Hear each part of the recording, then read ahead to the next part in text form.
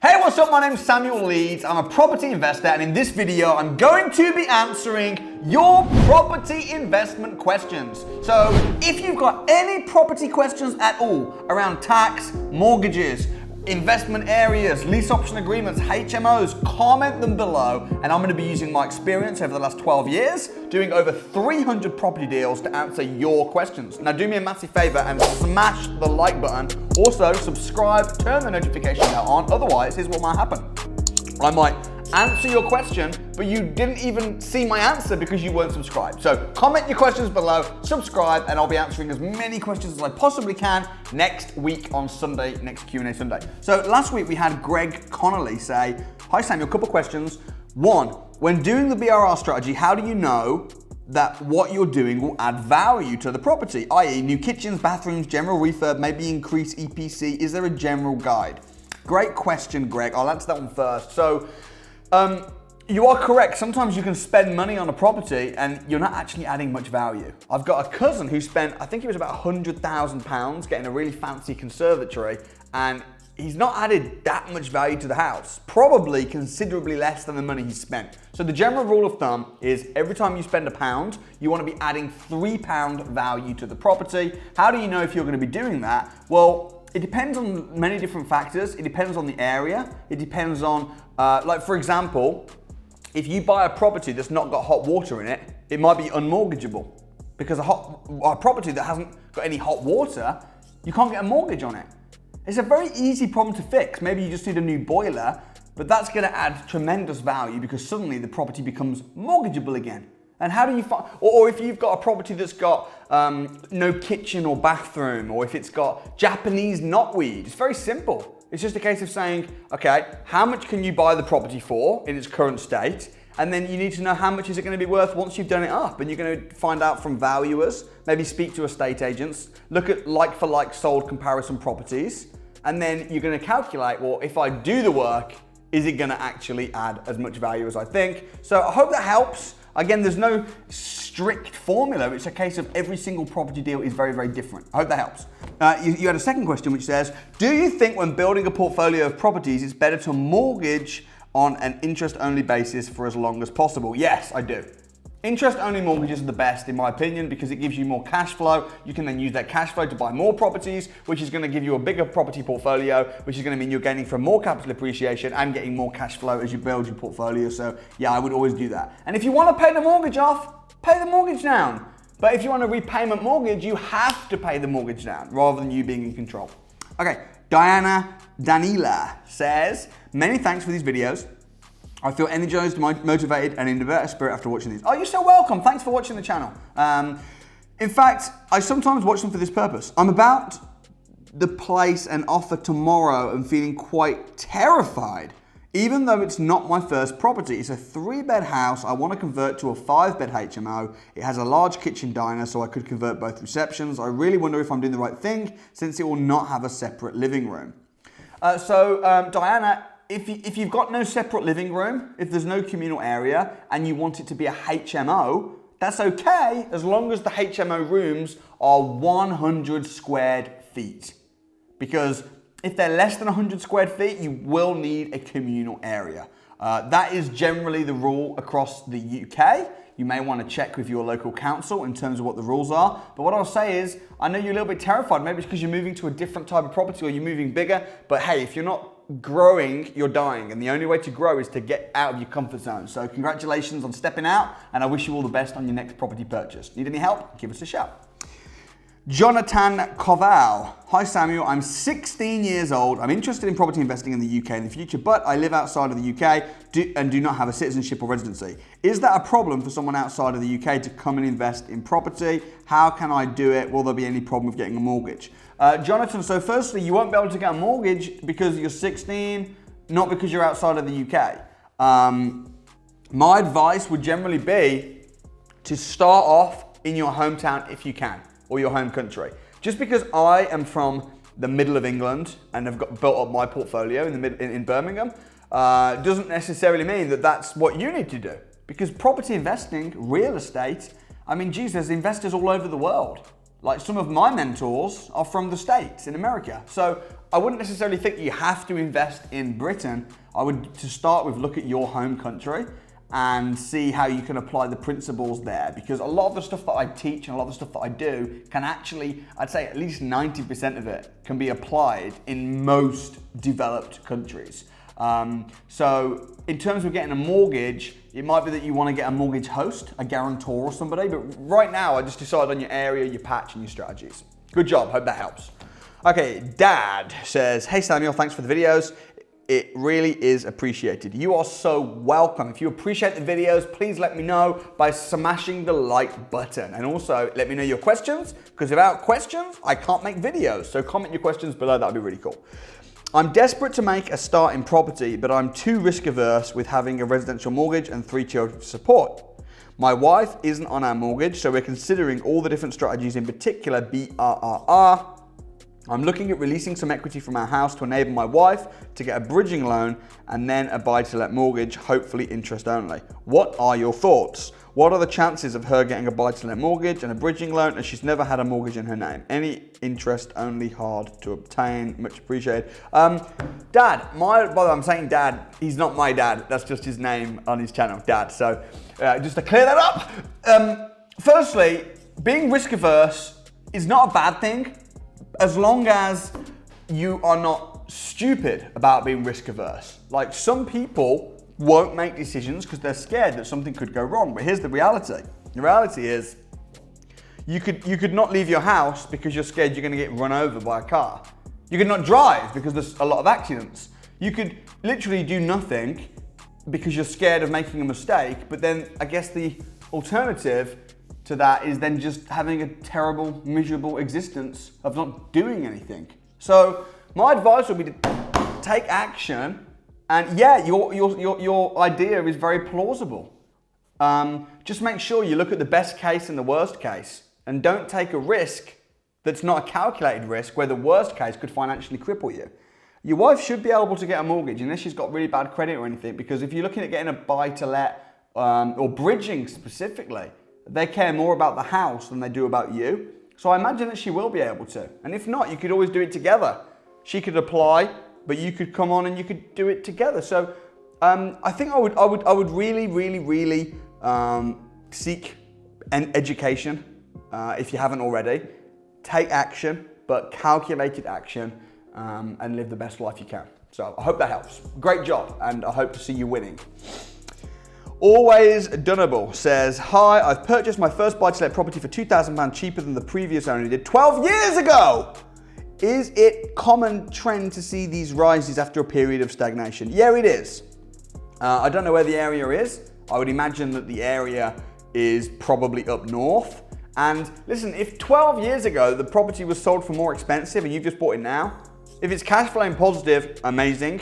It's probably going to go up in value because it's bottomed out. Property prices go up, down, up, down, up, down, and every town has its own economy. So yeah, I would imagine in the next 12 years, it'll go up significantly. That would be my prediction. Okay, Moyua says, hi Samuel, hope you and the family are well. I was hoping you could help with 2 questions I have. What are the exact steps needed to set up a property business, including all the necessary insurances? And my second question is, what are the steps to becoming a deal sourcer, including how much it will cost and to become compliant? Moyua, I don't know if I'm pronouncing your name right, but what I would say is, don't get focused on the minor detail. When it comes to doing things like deal sourcing and a property business, I tell you what you need. You need deals. You need property deals. You need skills. You need investors. You need people to know who you are. You need knowledge. You need to step out and take action. You need courage more than you need insurance and the limited company with the correct SIC code. I mean, do you know they don't even really care about, so many people get the SIC code wrong on companies and set it up wrong that the HMRC don't even really take it into account. Even if you do, it's just like, whatever, because so many people do it wrong. You know, so many people are worried to do it right and they do it wrong anyway. You know, spend ages doing their logo on their business card, and I wouldn't worry. Look, to become compliant as a deal sourcer, it's gonna cost you about £1,000 or so, okay? The insurances that you need, it depends on what your property business is. It depends on what it's doing. If you're just buying a house to rent out, you're going to need, you're going to need property insurance like landlord insurance. But I wouldn't worry about that. I'd worry about getting deals. I'd worry about getting good. Enz Frizzy, thanks for answering my question. I'm making it all in the video title. The case study pack idea was just what I needed. Oh, thank you so much. I don't actually remember what that means, but I'm glad it helped. Hugo B. Hi Samuel, I need some advice. Hugo B. Sounds a bit like Hugo Boss. I hope this isn't Joe Lycett in disguise. I came across your videos earlier this year and I knew property was the path I would take, but as there are so many ways to get into property, I'm confused in which path to take. Rent to rent, rent to SA, lease options or BRR. Not knowing what path to take has left me in the gutter. And I'm sure other people have this problem. So please can you give me some advice? I have £50,000. You're not really in the gutter if you've got £50,000, but okay. Would you start BRR or rent to rent? The reason I'm not sure, I don't want to take risks. I'm really careful. Okay. Hugo B, look, you got £50,000 and you're saying you're stuck. Maybe you're in the paralysis by analysis, because you're talking about all these different strategies. Should I do rent to rent? Should I do lease options? Should I do BRR? Should I do HMOs? Should I do, and you're like, and you're doing nothing. And you're right, doing nothing will lead to you ultimately being in the gutter. So my advice would be, to just choose one and focus on it for 3 months and go do that. Just one, even if it's the wrong strategy. At least you're just taking action and doing something. They say if you chase 2 rabbits, you'll catch none. So just pick one strategy and just go for it and get a friggin' deal, That's my advice. Phil Carr, hi Samuel, great content as always. I thought I had everything planned, refinance my residential property as I have £150,000 equity in a £300,000 property. 75% loan to value plus savings would have a starting pot of about £150,000. I was going to just implement BRR, but since reading up on service accommodation and the tax advantages, I'm torn. Any chance of a coffee to run my ideas by you? Blown brain. Same story, Phil. You're like the last guy. Oh, do I do this or do I do this? Oh, I'm not sure what to do. And yeah, of course, you want to plan it and you want to do it right, for sure. You want to sit and have a coffee. Listen, I'm sure you're a great guy and we'll happily speak with you. You know what, if you join Samuel 365, me, myself, or one of my team will jump on a call with you and we'll strategize the best strategy for you, for sure. And to be honest, it'll cost you less than buying a friggin' coffee for me, because it costs £1 to join Samuel 365 for the first week, and then it's £95 a month. So pay up, instead of buying me a coffee, pay £1 to my training company, jump on a call with somebody, strategize, and then after a week, you can cancel and walk away, or you can stay as a Samuel 365 member and pay £95 a month. You'll stick around, I know it. And then work your strategy out, take action, implement, build up your portfolio, come and join me on Winners on a Wednesday, and let's make it happen. Phil, thanks for your question. Sol Campbell's biggest fan says, you say you've bought lots of properties using different strategies. Yeah, I say it because I have. Do you have a reason for using a specific strategy on a specific house, or do you just decide which strategy you want to use randomly? I don't know why for a minute I thought this was going to be a hater, but it's not. So I thought it was going to be like, well, how do you prove this? But okay, good question. So I think what you're saying is like there's different strategies to buy a house. You can use bridging loans to buy a house. You can buy them. You can buy them on a lease option agreement, joint ventures. You can raise the finance, do it as a HMO. Take it on and control it on a rent to rent. You can maybe package it and sell it instead of buying it yourself. You're right, there's a lot of different strategies. I've used them just about all of them. Well, all of the ones I listed, I've done all of those a lot of times. So your question is, do you just decide randomly which one to use? The answer to that, Sol Campbell's biggest fan, is it depends on what the seller wants. The reason there's different options is because if you're speaking to a seller that says, I need the money now, I need to go fast, but I'm prepared to drop the price 30%, then you might think, okay, he needs the cash. I haven't got time to mess around and get a mortgage. This is a good deal. I haven't got the cash. I'll just sell this on to somebody. Or maybe he'll say, I don't need the money now, but I want 100% market value. And you go, if he doesn't need the money now, he wants 100% market value. Maybe I could offer him a lease option agreement and buy it in 5 years' time. So it really depends. Basically, I haven't got a strategy. People say, Samuel, what's your strategy? I don't have a strategy. I have multiple strategies that I hold up my sleeve. I sit in front of motivated sellers and say, how can I help? But depending on what they tell me, I pull that strategy out and secure the property that way. So I hope that helps. Great question. Robert Fallon. Hi Samuel, I'm from Scotland. I have been watching your videos for a while now, but all of your advice, would that work up here in Scotland or is it just down in England? Also, how would I go about starting my own property business with no experience, and how would I find investors and so on if I did start? So Robert, yeah, pretty much everything I teach works in Scotland. I mean, in Scotland, the rules are slightly different when you're buying a property, because if you put forward an offer and it's accepted, it's almost like auction terms. You have to buy it, you can't pull out. So lease option agreements are probably the only strategy that doesn't quite work the same. But generally speaking, yeah, for sure, they work the same way. And in terms of how would you get started, I'd immerse yourself in learning the skills. I'd find 3 or 4 people that are already financially independent in property. I'd try and spend as much time with them as possible. I'd take mad action and write a business plan. Okay, next, we've got Uttam Patel. Would you buy off-plan property ready in 3 years? Nope, I wouldn't. Jack, what is the best thing to do as a complete beginner in property? What's the best way to get knowledge quickly? Jack, to get knowledge quickly, I don't know, man. Like, if only someone, to get knowledge quickly, if only someone had put together imagine if someone had put together like a property investors crash course where it was just like condensed and you could just, hey! Yeah, you can do the property investors crash course. If you want to get all of the knowledge quickly and fast track yourself to go from beginner to someone that's almost like a professional investor, go through the property investors crash course. It's £195 to do the online course. It's amazing. It's been very well put together. You can do it for free as a Samuel 365 member. I'll leave all the descriptions in the link. Okay, IFUS. I'm contacting a bunch of agents. I'm hearing a lot of the time the agents are saying, sorry, the house is under offer. I don't know what I should be doing in this scenario. Estate agents seem uninterested in taking higher offers. This seems odd to me. Am I doing something wrong? Okay, and then Mario underneath said, yes, you are. Stop gazumping, move on and find another house. Yeah, so basically, at the moment, houses are selling really fast, okay? We are literally, houses are going up and they're selling really quickly. So what's happening is you're ringing up an estate agent and they're not being rude to you. You're not doing anything wrong. You're just ringing up about a house and it's just sold.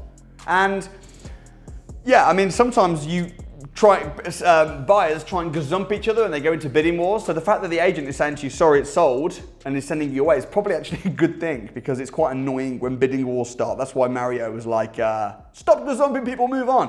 And I think Mario's probably right. I would probably move on. I'd maybe say to the agent, okay, that one's just sold, no problem. I got the deposit together, I'm ready to move. Have you got anything else that's about to come on the market which I can get in there quickly? You know, I mean, it's a numbers game, you know, but right now properties are selling so fast. Okay, last question, Luke Mason.